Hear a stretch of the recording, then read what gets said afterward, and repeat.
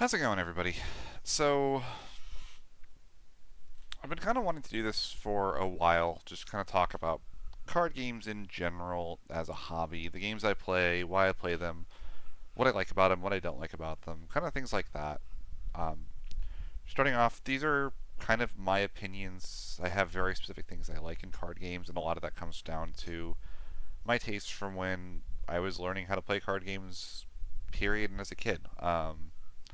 Obviously, if you like a game that I don't have a particular fondness for, that doesn't mean I think it's a bad game or that people shouldn't play it. It's just probably not for me, and that's why they have so many different card games that are all really cool.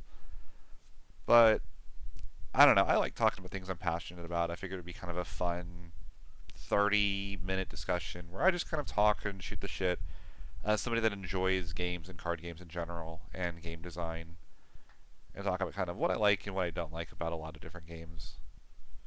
Hopefully that makes sense. If not, I'm sure people will kind of get it the more I talk about them in the video. So the first card game that I took super seriously and competitively was Yu-Gi-Oh! In like 2018, 2017 time frame, I started playing deck building games quite a bit. The big one being Legendary, and then later on Clank. And a lot of the reason why was because of my fondness for Yu-Gi-Oh! As a kid. And I didn't get into actually playing Yu-Gi-Oh! Competitively until about 2019, when Sealed Only Yu-Gi-Oh! Really took off, and I started really getting into what modern Yu-Gi-Oh! Is. And since then, I've played a lot of it. I haven't been to any official regionals technically, but I have gotten top 16 at a 400 person Pro Play Games tournament in 2020, right around the release of Secret Slayers, playing Medolce. I just realized Medolce is misspelled on the pudding cess there, isn't it? Isn't it Che? C-H-E? Anyways, and then ever since then, I think I've done generally pretty well. I think I've missed out on Top Cut by a little bit in a couple tourneys. I've won remote duel tourneys online against some very good players. I've beaten Pack in tourney, who is probably the biggest name. It's a YCS winner that I've actually beaten in a tournament setting, which was really cool. And so my journey in Yu-Gi-Oh! I started off playing Sky Striker using a budget build from a SEMA video in 2019. Literally went to YCS Dallas and just bought an entire Sky Striker core, which was a lot of fun. Sky Striker is still, I think, one of the best designed decks that Yu-Gi-Oh's ever had. I don't really like how it plays now.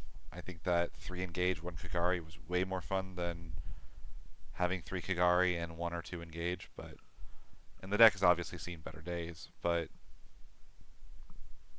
still, it's one of those decks that I think changes how you think about card games, because Yu-Gi-Oh! Is this very combo heavy, very high octane game, and Engage is just this thing showing that no, what's really important is card advantage and maintaining a solid board state and all of these things that don't necessarily pertain to just comboing off right minutes your opponent can't play the game. And it was a really good starting place to learn the game as well, simply just due to the fact that you had to see how every deck played. You had to sit through combo decks' 18-minute turns. You had to learn how to play control mirrors. And I really think that Sky Striker is the deck that got me to playing card games at a high level. So I played Sky Striker for about a year, and then they banned Engage, and then my pet deck was Witchcrafter for a little bit, which is not a good deck by any means, but playing bad Sky Striker felt better than playing neutered Sky Striker. So 2020 rolls around, and they announced that they're going to reprint the 2 most expensive Medolce cards. And I decided at this point that I was going to switch to that deck. The art was always really appealing. I love the idea of these like little cake monsters, and then like the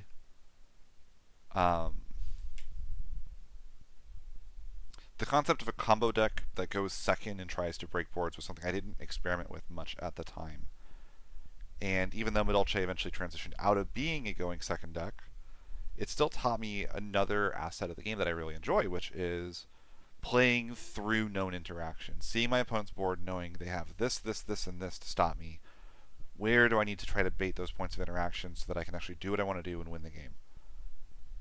And then recently, I've played Medolce basically perpetually for 3 years now. I'd say I'm sick of it, but normal summoning Magdalene and then going into Tiramisu and shuffling my opponent's field away just doesn't really get old. But I've experimented a little bit. I've played a lot of. I've played some Lyrilisc in Master Duel. I've played Marincess a little bit in paper. And just recently I picked up. Let me see if I can. Where did I put that Sun Avalon core? Out here. Picked up the entire Rika Sun Avalon core, and I've been currently grinding it away on Master Duel. So I'll be playing this in paper pretty soon, which is very much a like super hyper combo deck, which is really fun. There are facets of that I enjoy and don't enjoy. I think that it's very satisfying to solitaire combo decks like that, where you just kind of take a hand and then see where you get to with them. How many resources do you burn? Can you burn less resources to do more? Can you end on more interaction points? Can you build a board that resists Dark Roller or Double Evenly, right? I think there's a lot of really interesting concepts that go into that, which I think is really fun. That's why I'm excited to get the rest of the core in paper so I can just sit down if I'm, stressed out or whatever else and just do some solitaire for a bit. And I think Yu-Gi-Oh! Is great because it's a game that does that. You see me do this a lot with even Final Fantasy, where I'll kind of solitaire a couple turns as though my opponent isn't interacting with me and just like ramping backups. Yu-Gi-Oh! Is the best game for that, probably in existence, just due to the way the game works. Kind of the things I like about Yu-Gi-Oh! I really like how Yu-Gi-Oh! Does its card design and its archetype design. I think that Yu-Gi-Oh!'s card designers, especially the ones that handle archetypes, do some miraculous things. I don't think that Yu-Gi-Oh! Is a well-designed game. They're really kind of trying to grapple with the fact that it was made as a Magic the Gathering knockoff by a manga artist that wanted it to be this exciting, dramatic element to his manga. It didn't think, how do I make this into a playable card game, right? Which is why Yu-Gi-Oh! Has so many weird rules and things that you would never intentionally do. But the card designers go above and beyond to make those less of a problem. And I think they do a fantastic job of it. I love the fact that there's an archetype of miners that are literally mining for rocks off the top of your deck. Adamant Spader was awful. I didn't like that playing against that deck, but the concept was really cool. I love Sky Striker, the idea of this one-woman army that changes mech suits and uses that to toolbox with that and her gear to stop her opponent is super cool. And there's a lot of flavor communicated in that text. The idea of taking this card from 2004 in Thunder Dragon and retraining an entire archetype about these thunder monsters that use effects in hand. The fact that I swear the designers take challenges. There's a ritual spirit monster archetype. Let's just take two absolutely terrible mechanics and slap them together and see if we can make something playable out of them. I think is really awesome, right? And I don't think that Yu-Gi-Oh! Gets enough credit for the fact that they have a playable game 20 years later, despite the fact that the game is not on a solid foundation as far as card game design. They had to really figure that out as they went along, which led to a lot of really... There were a lot of growing pains. Yu-Gi-Oh's had some absolutely terrible formats. But I think every game does. And I think that Yu-Gi-Oh! Managed to turn around what should have been a foundation that wasn't going to last for 20 years as a card game, especially one without rotation, and really made something special and unique out of it. And I love it for that. It really, like... It boggles my mind that Yu-Gi-Oh! Is as cool as it is to play, because it shouldn't be. I think the game feels really good to play. Again, the solitaire element of it is definitely a little bit unfortunate. There are parts where you're just kind of going through a set YouTube combo that you looked up and played out, but because of the way that instant speed interaction works, your opponent can have Ash Blossom or Imperm or Veiler or Nibiru. You end up in these situations where you're still interacting even when you're watching your opponent's solitaire off. You're still trying to say, okay, they're going to have 3 points of interaction on their turn. If I use my point of interaction that I have here, maybe I can get that down to one, and I can play through 1 point of interaction. Or, and I think that that's a really fun dynamic. It makes the game exhausting to play if you're not used to it. I've played 9 rounds of Swiss, and my brain has been just completely fried because 45 minutes of just intensely watching everything my opponent is doing. But it's really rewarding. And then like on the games where you get into weird gummy board states where neither player is able to like super clear the other person's field, and you end up in these like really weird back and forth top deck wars. Those games are marvelous. Some of the most fun things in Yu-Gi-Oh. The game was very clearly built to be exciting because that was the whole point of it, and it really does get exciting when it gets to board states or game states like that. Similarly, there's a really high skill cap in Yu-Gi-Oh. I know that I like complained about like, oh, you just do the YouTube combo, but that's not fully true. Obviously, if your opponent doesn't have interaction or doesn't do anything to you, you can do the YouTube combo and just win. But that's not usually how decks are built. They're built to where you do have interaction. You do have things you have to deal with your opponent trying to stop you from playing. And I think that knowing how do I play through as many of these as possible and make these decisions is why you see the best players at Yu-Gi-Oh! Consistently do very well. It's why you see Pac regularly topping events or see Jesse Cotton regularly winning. There's a guy that's won, I think, 3 of the big championships in the last year and a half, right? And I think Yu-Gi-Oh! Is a game that rewards skill in a way that a lot of games don't. Granted, Jesse Cotton has the best playtest group you could possibly ask for, but he is still outplaying a field of 2,000 players on the regular to win these things, which I think is just so cool, right? And even watching back my own replays, I can see areas where I would make mistakes and go, wow, I should have done this. And if I'd done that, then I would have done this better. And that's really cool. I really enjoy regular ban lists. I wish that Final Fantasy would do this, but you kind of know every 3 months they're going to try to readjust the format a little bit, which A, keeps the format from being stale. It's a way of lowering the power level of the game while changing the format at the same time, which is good because usually to change the format you have to inject new cards into the card pool, which just naturally is going to raise the power level of a game's format. But if you can have regular ban lists, you have new formats and new decisions you have to make even when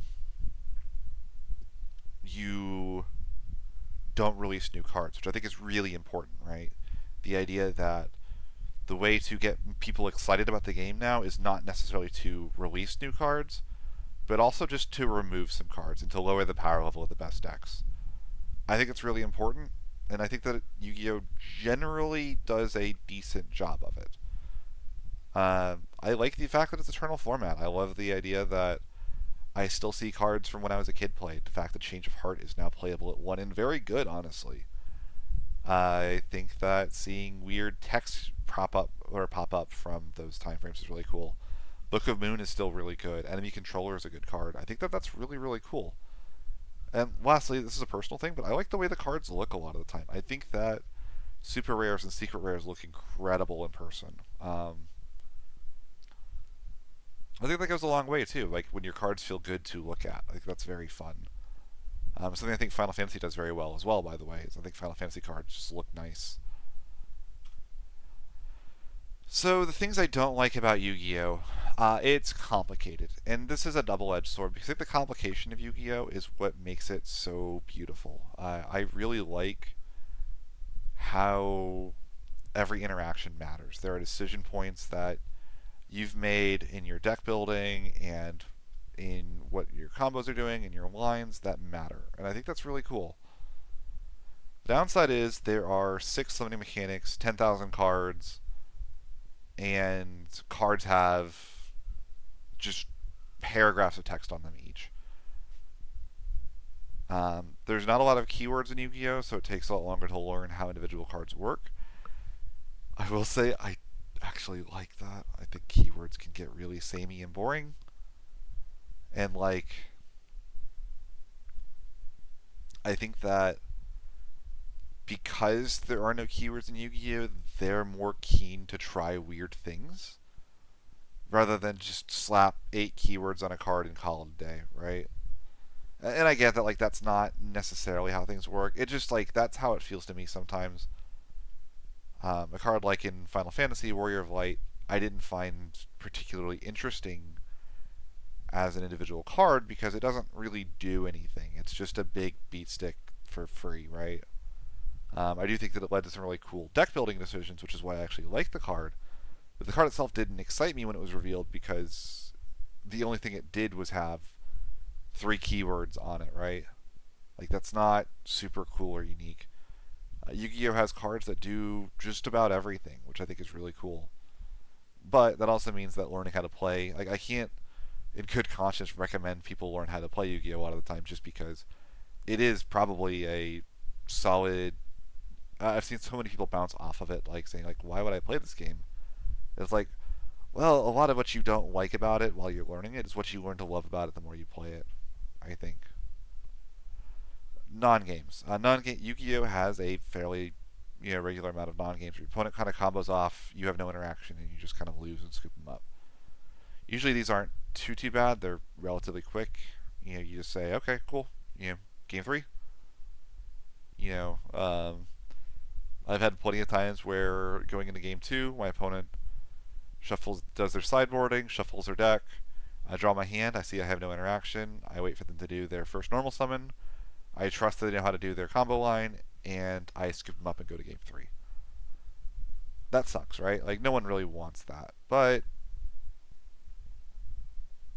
that's just a fact of life in Yu-Gi-Oh.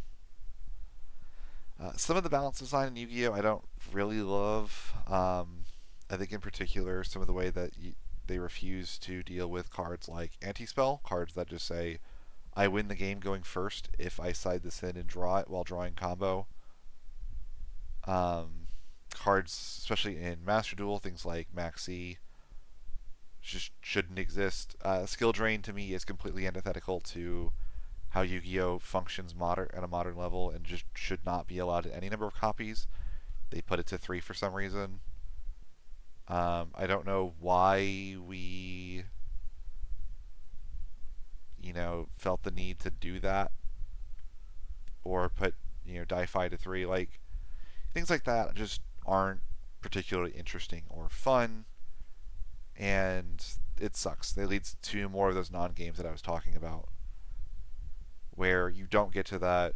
Something that's really great in Yu-Gi-Oh is when you actually do get to the simplified board states when games go long, and those floodgates end games before they begin. Rarity distribution and cost. These are 2 things all in one, which is that Yu-Gi-Oh is expensive to play and to keep up with. Generally, they print archetypes in low rarity and staples in high rarity, meaning that it's very common to just not have good cards, for lack of a better term. I will not spend $270 on a playset of Triple Tactics Thrust, right? So I'm going to be at just an inherent disadvantage when I go to a tourney. $270, I can buy. That's 3 boxes of Final Fantasy, right? That's every single card in a set. That's a single card in Yu-Gi-Oh. That's just not acceptable, right? We can agree that that's ridiculous. Lastly, the card stock in Yu-Gi-Oh sucks.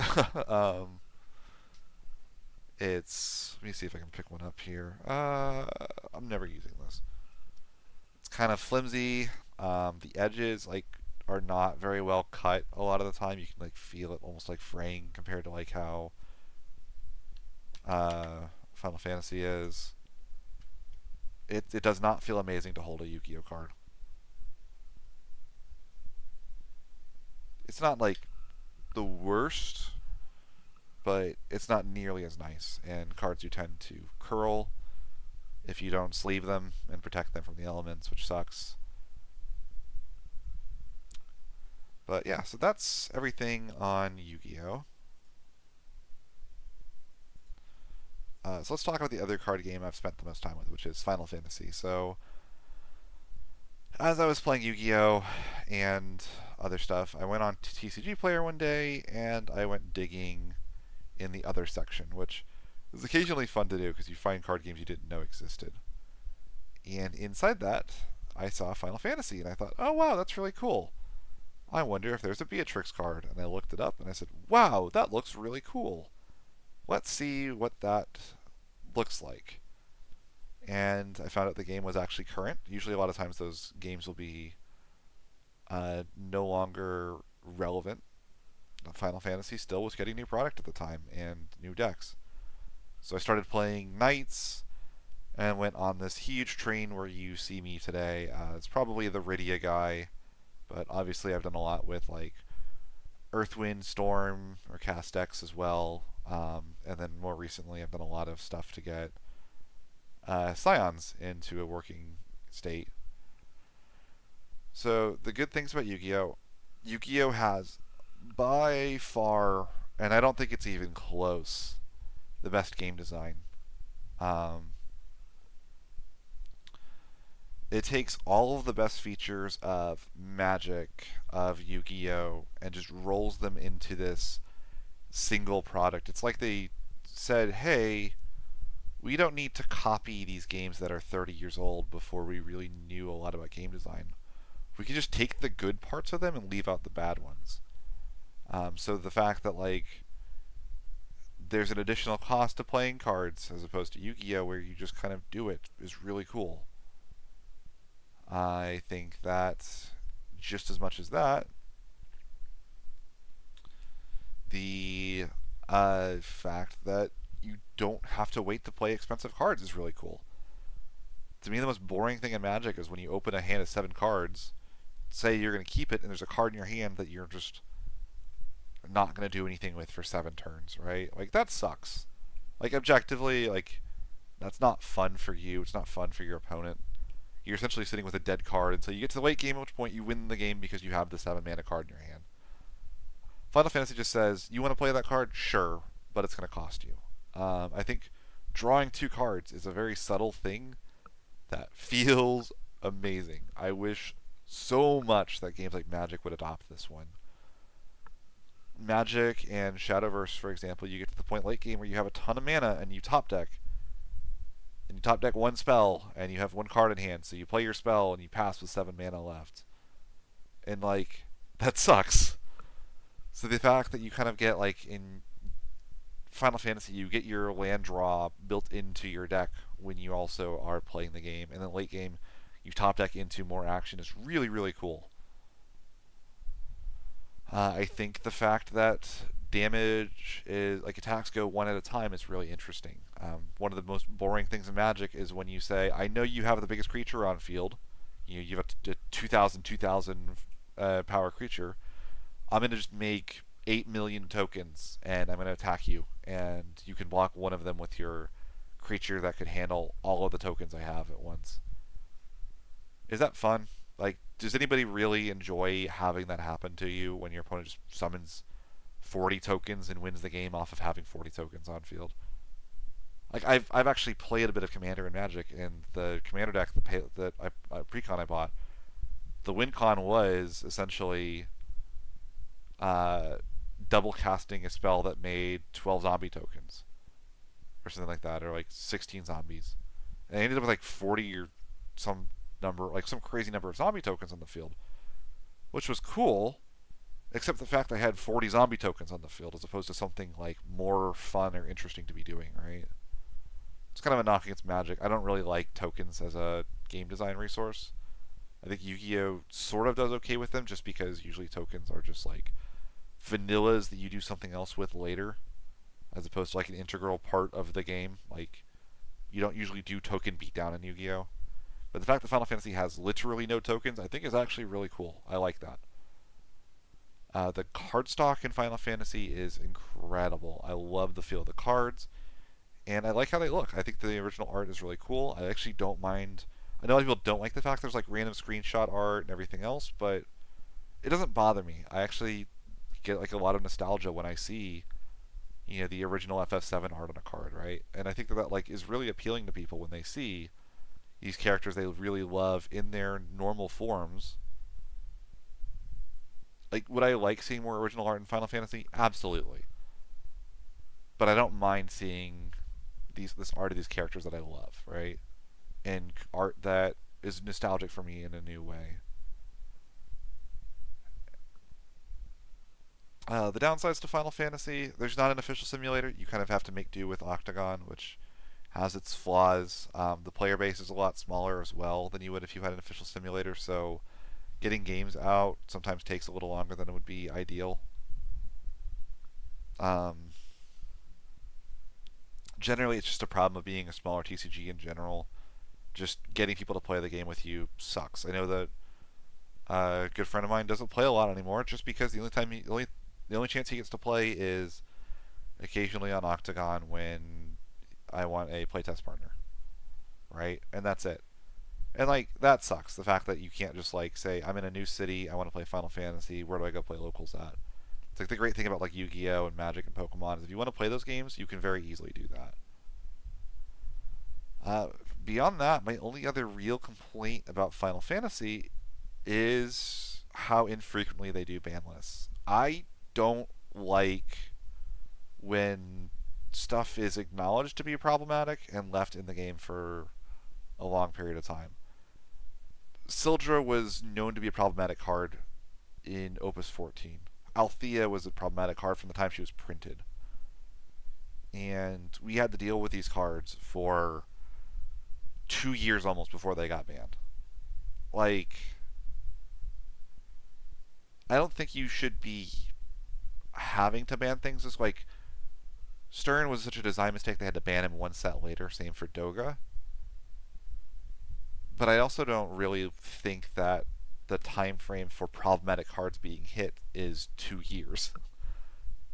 There's a happy medium there, like a set and a half, right? Where maybe you say a card won't be put on the list for a month or for a month into the next set, right? And that way, like some really broken stuff has time to rock, but also you get to be able to lower the game's power level. I generally think that Final Fantasy can be in a better state if it's not, hey, you either have the most oppressive control games ever with mono water and mono wind, but also you can die in 3 turns because you have to deal with 13. Like, that's just not super engaging sometimes. I would love to instead see 13 knocked down a peg, put lightning to 1. I'd love to see stuff like Luso and Zidane and all these cards that just continuously are causing problems for the game. One drop Leo is not a fun card to play against. I know that people really, really like Leo. Leo is a card that is a design mistake, and not in a good way. The way that Leo plays the game essentially says if I get to the state where I can cast Leo, I win the game. I sorry, that shouldn't be a thing. Like late game decks should exist, but the counterplay to late game deck shouldn't be kill me in 4 turns, or I'm going to play every card in my deck. And also, you can't ever interact with me because I have these Sahagan Chiefs on the field that will bounce my Leo to my hand if you ever try to stop him from doing his thing, right? Um, it's the same reason that like Althea ended up needing to be banned, where you just don't get to interact with the deck, which is what card games are built on ultimately is interaction. At least good ones, in my opinion. A game shouldn't be playing solitaire against each other, where you say like, and like similarly, like playing against 13, a lot of time it's like, well, I can check the top 8 cards of my deck, and I must draw a specific card I have teched in to handle 13, or hit an EX burst that stops 13 long enough to win, at which point I am probably in a good spot to win that game. That just comes down to how is your deck shuffled when the game goes off, right? And I've seen decks with 30 EX bursts miss 5 EX bursts in a row. Like, yeah. I think that, like, there's a middle ground that we're not getting that I would love to see. Am I the perfect on that? Probably not. I have things that I like better than other things too. But I do think that, like, there are cards that I don't like seeing in the game. Um, I I hope that makes sense. Uh, Granted, I know that people don't like having their cards now no longer be useful or valuable, but I don't know. To me, it's like if I get to play with them for a month and a half, I've gotten my value out of them anyway. I think it's a lot of freedom to design cards when you recognize that if I make a mistake, actually, you can just remove the card from the format and it's not a problem. So I guess I'm going to kind of go towards games that I don't have as much with. I've played some competitive Pokemon, mostly on just simulators. I find Pokemon to be really nostalgic. One of my first, things I got really into as a kid was obviously Pokemon, and the fact that the game still follows the same rules back from way back on the Game Boy Color game is really cool. The art in Pokemon is incredible, and I think the cards look great, especially now they got rid of the like terrible yellow borders on cards that weren't designed for it. And I also think that watching high level play of Pokemon is really, really cool. If you ever get bored, go to the official Pokemon YouTube and just look up a TCG tourney that they're streaming live. The commentators do a fantastic job at kind of explaining, communicating what's going on. The sequencing in Pokemon is really interesting, and the good players make very interesting decisions. And it's good background noise for anybody that enjoys card games and game design. I think, right, to kind of just see how this, because Pokemon operates on a different axis from other card games. I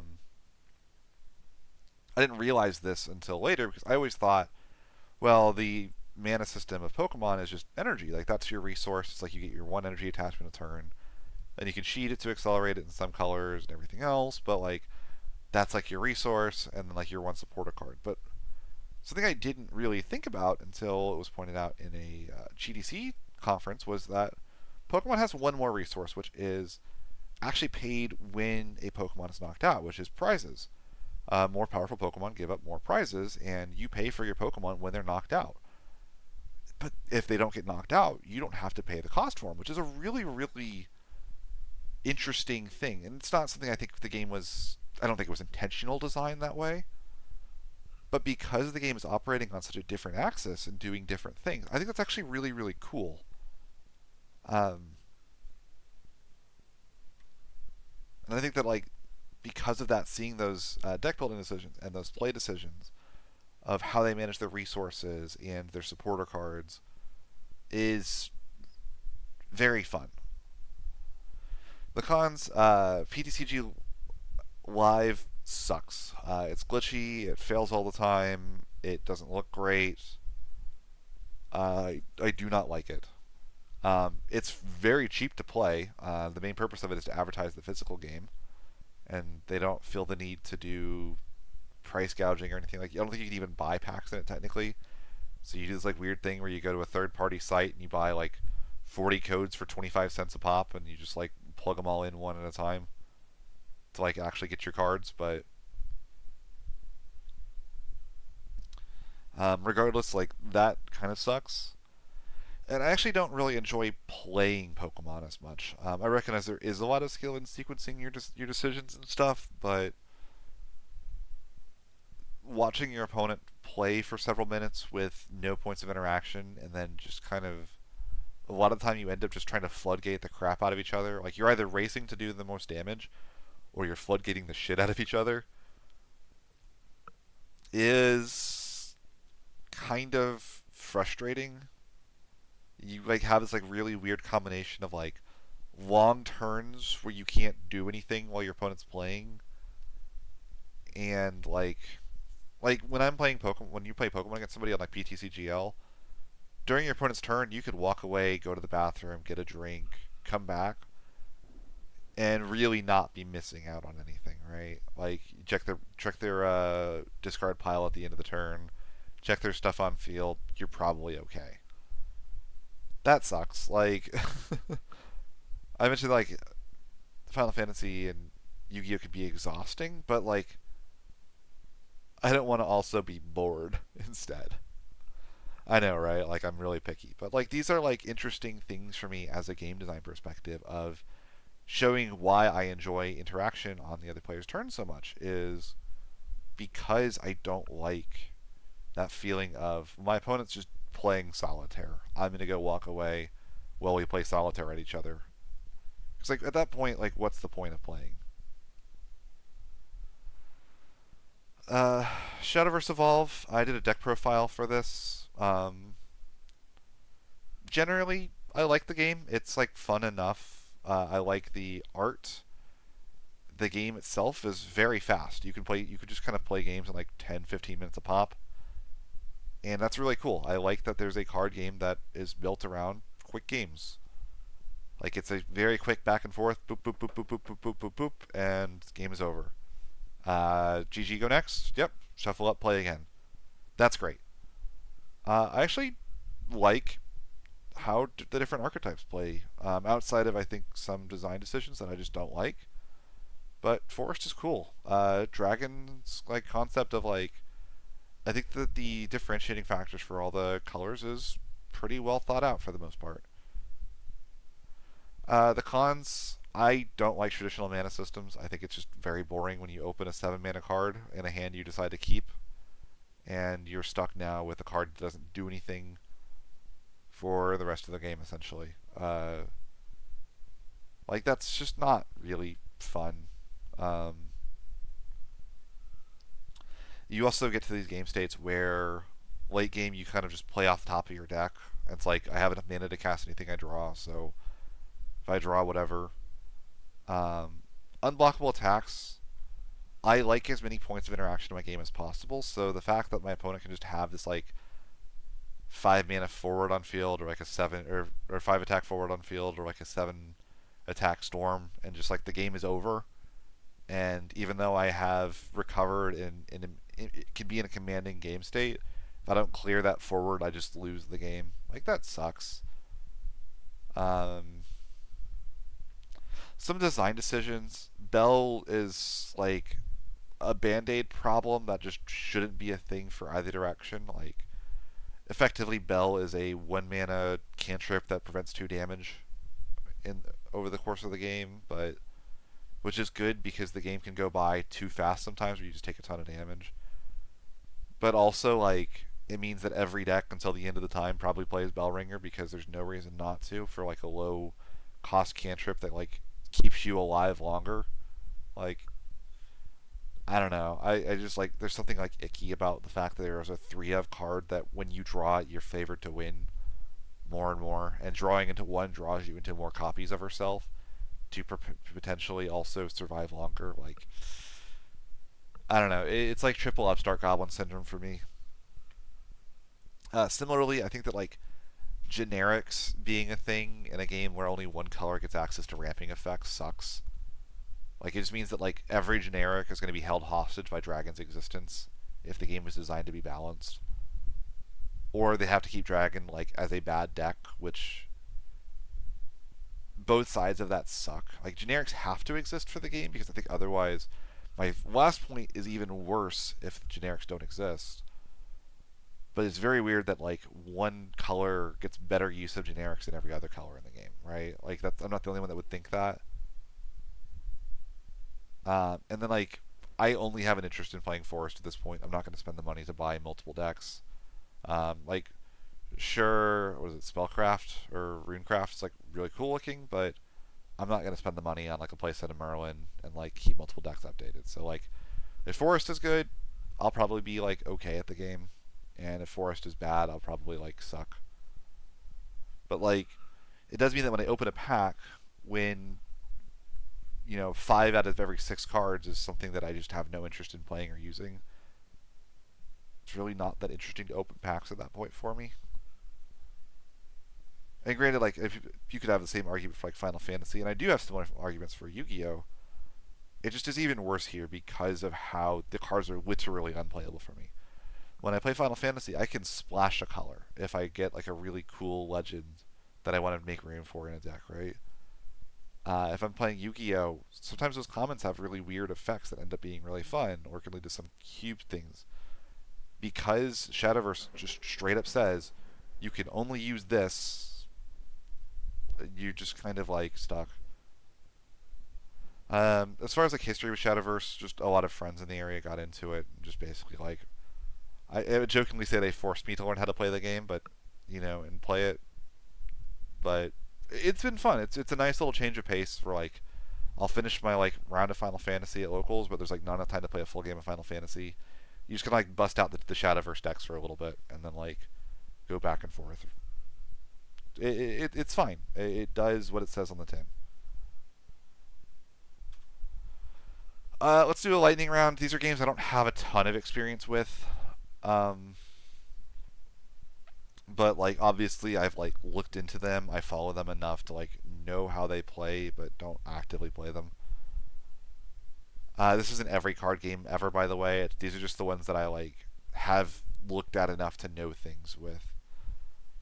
Magic is fine. It's like the worst version of Final Fantasy for me. I don't like the mana system. I think that like especially late game, when you combine like a bad mana system with the bad game design of lands, you end up like, cool, I have no cards in hand. Draw for turn. Wow, a land. Play land. Pass. I don't get to do anything. Like, is that really where we want to be with our card games in 2023? We've done better things than that.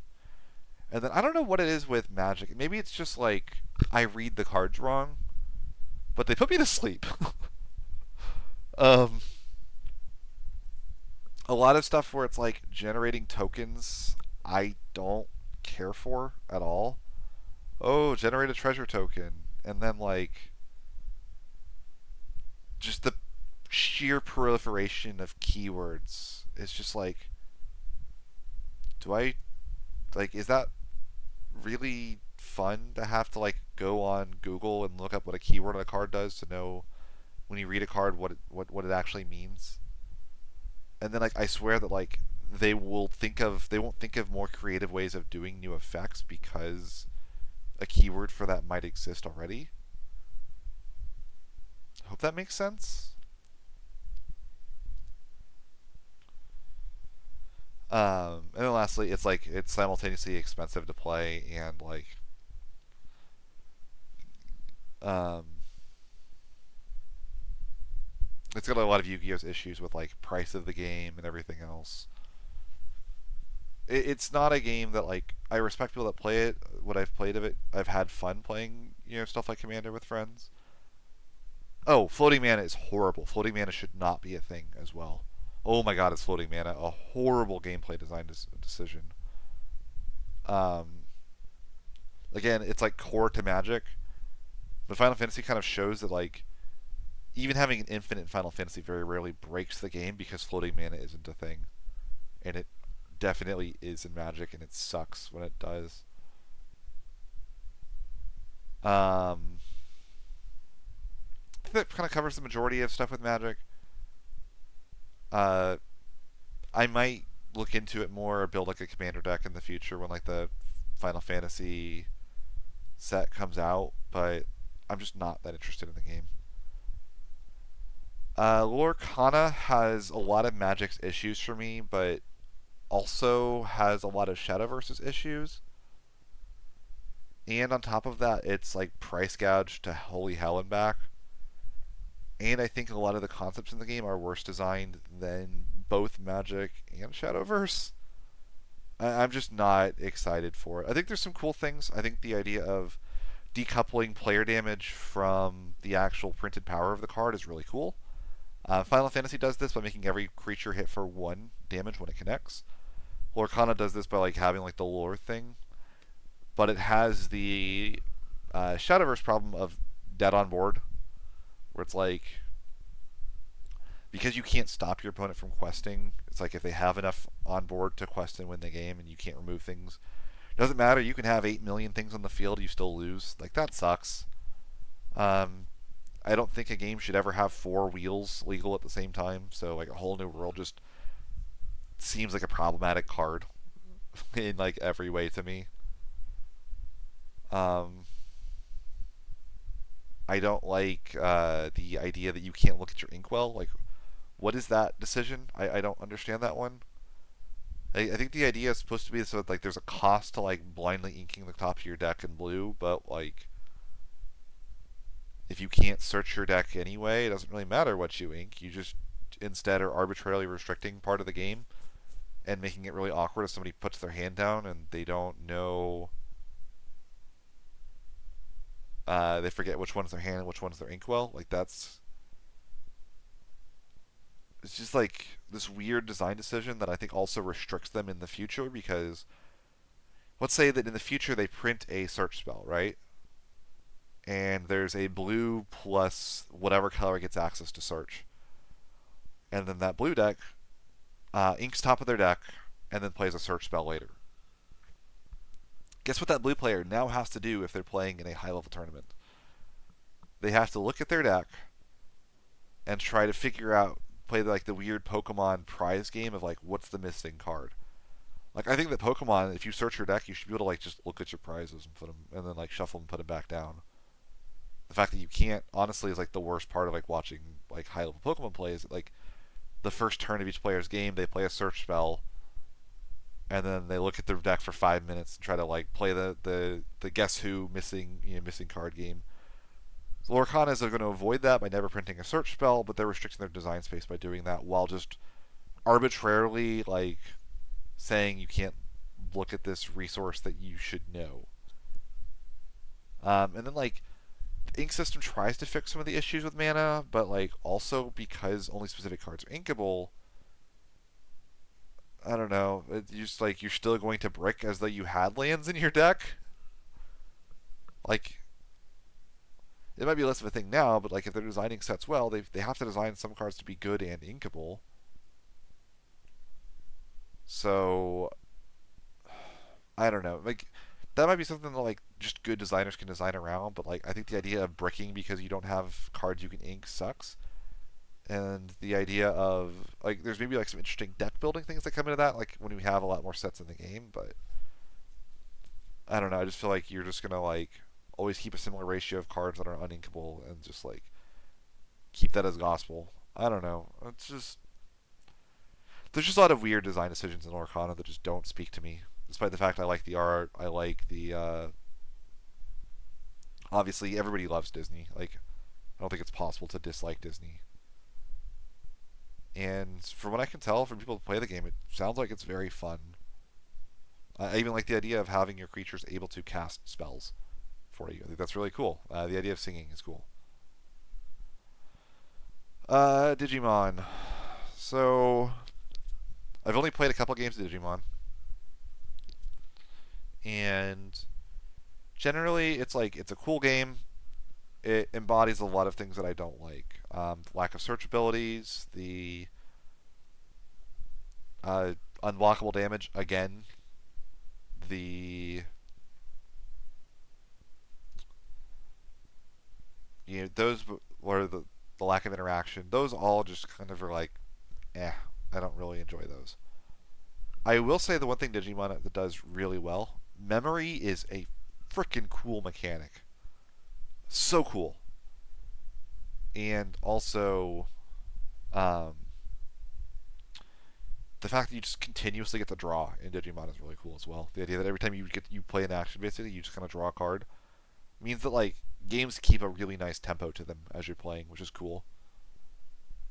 But ultimately, like the few games I've played, I don't think it's a game that I would love. I have a friend that like Digimon is his jam and he loves it, and I feel like if I had more nostalgia for the property, I would probably stomach it a lot more, kind of like how I do for Pokemon, where even when there are design decisions I don't necessarily like, I like the game a lot more. But I don't have any nostalgia for Digimon. Digimon was the knockoff Pokemon when I was a kid, so I just never got into it. Lastly, Weiss. I really like Weiss's licenses, and some of the game design stuff is cool, but again, no interaction on opponent's turns is just kind of eh.